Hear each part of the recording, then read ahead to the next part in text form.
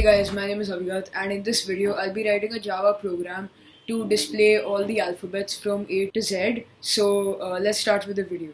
Okay, so basically in this program I'll be using the ASCII codes. So to start off, I'll just write for and I'll write my three statements. So the first statement over here is going to be int I is equal to 65, which is the ASCII value of capital A. So I'll start with 65 because in the alphabets A is the first letter obviously. Then I'll say I less than or equal to 90 because 90 is the ASCII code of capital Z and I just want the code to run from capital A to capital Z because those are the alphabets. Then I'll simply write the third statement, which is I plus plus, because I want this value of I to increase every time. So 65 is A, and 66 will be B, 67 will be C, and so on. Then I write my curly braces, and here I'll write my print statement. So system.out.println, and here I will print out I. So let me first run this program and I'll show you what happens. So compile, void main. Here it just shows me all the values from 65 to 90 because here I've mentioned that this is an integer, but to convert this integer value to a character I'll have to simply write char and I will put this in brackets indicating that this integer value is being converted to a character value. So instead of printing out the numbers from 65 to 90, it will print out the alphabets.